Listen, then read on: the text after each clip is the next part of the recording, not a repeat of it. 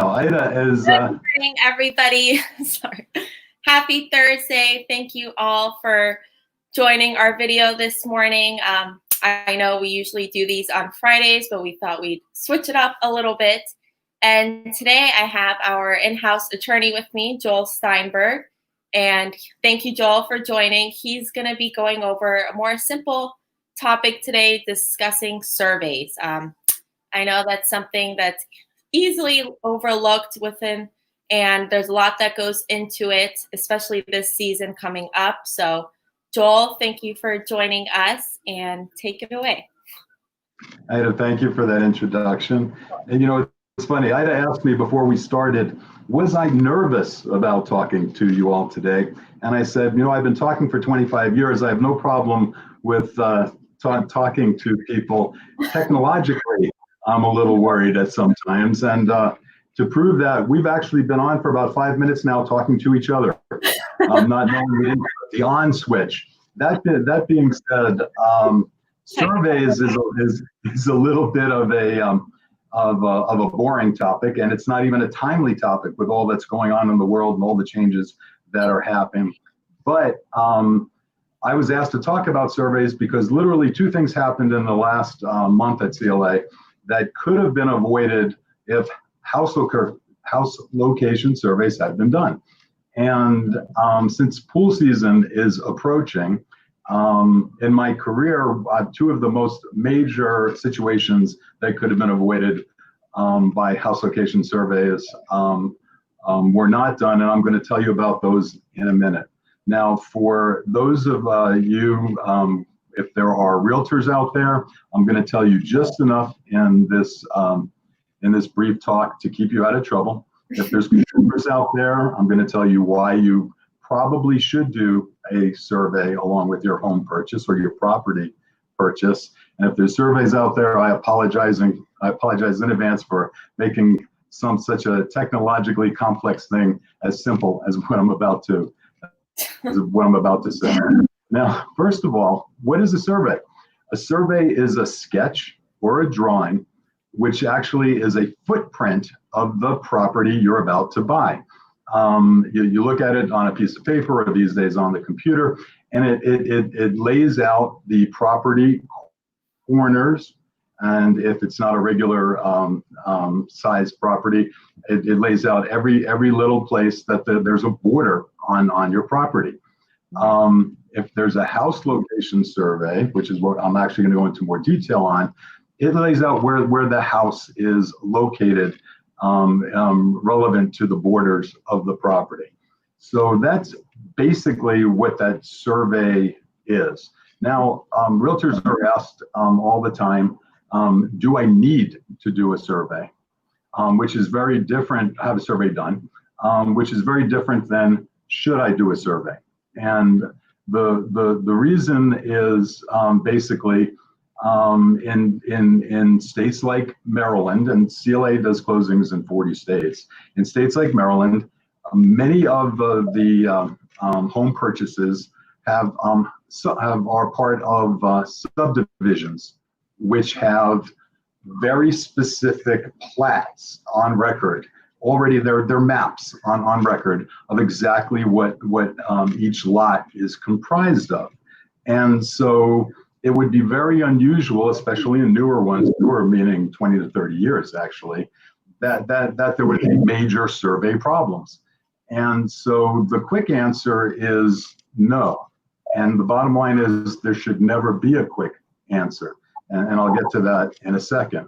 Because these surveys, house location surveys specifically, show the existence of the borders of the property.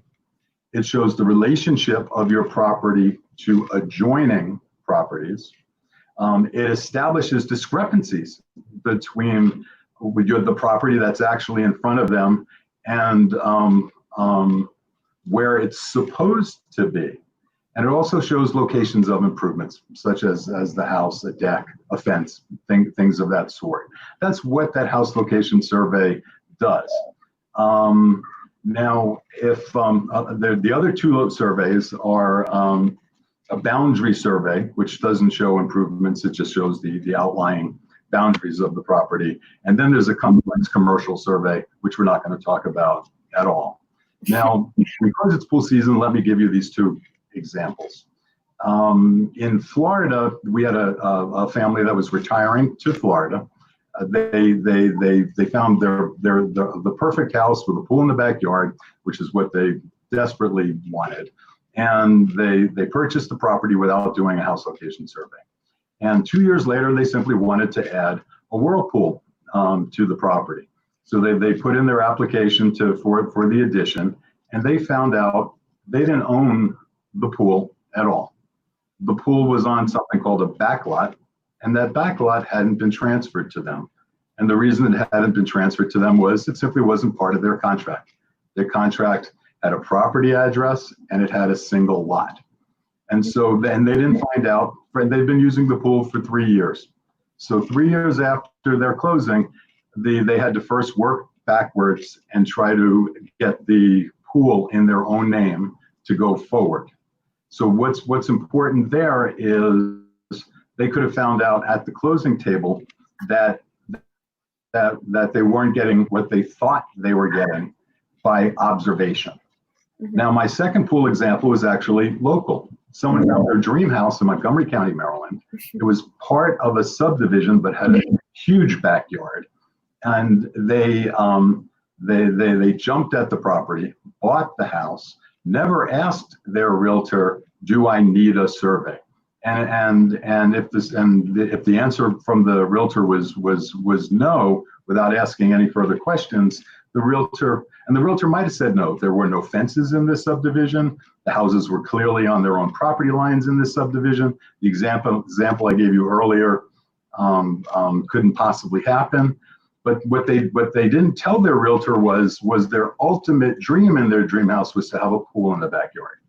So literally, when they could afford the pool 5 years later, and they put in their application for the improvement, they were told there was a building restriction line keeping them from putting in the pool. And more importantly, there were easements and restrictions that under any circumstances couldn't be avoided for putting in that pool. So that they had their dream house and they were never going to have their dream pool.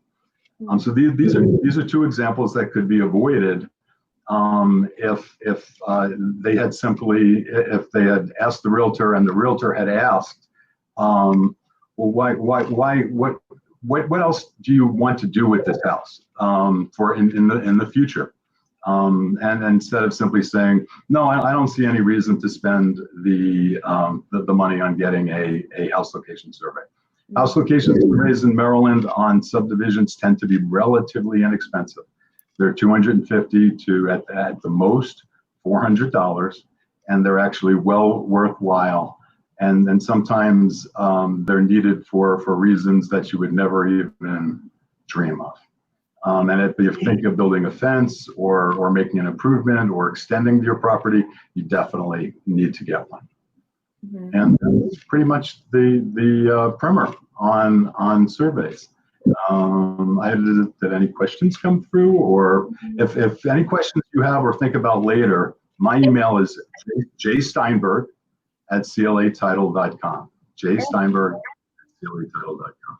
That was really great. I think that was a perfect quick spiel on surveys and what can happen if you don't order one, or what in case. The only thing that I get, I guess, asked or I see come up a lot is when they don't order a survey and then something happens along the lines, or their realtor didn't let them know about this survey and then they decide to get one later.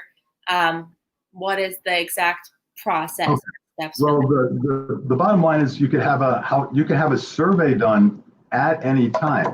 But what happens also at the settlement table is you're buying title insurance.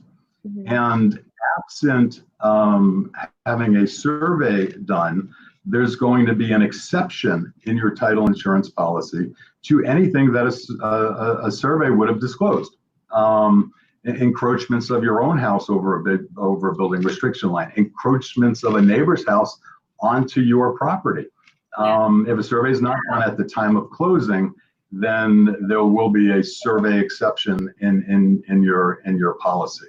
And so having one done later for the purpose of making an improvement is no problem for the purpose of making that improvement. But if something comes up in that survey, you're out of luck as far as title insurance, and you may be out of luck as far as going after your seller if it's something that they didn't know about, or something that really doesn't involve them, but it might have allowed you to get out of the contract if you had done it up front, or gotten it fixed if you had found out about it up front. Yeah. Great. Thank you so much. That was very informational. I hope everybody enjoyed. Thank you guys also for watching and all the good feedback. We love doing these videos for everybody. Hopefully someday soon we can all see each other in person. But until then, we're going to keep doing these. And if there's any topics or things you guys would like us to talk about, please let me know. Most of you already have my email and phone number, so just call me, text me. But thank you, Joel, for joining me today. And I hope everybody has a lovely day. Thanks, guys. Hope to see you in person soon. Bye-bye.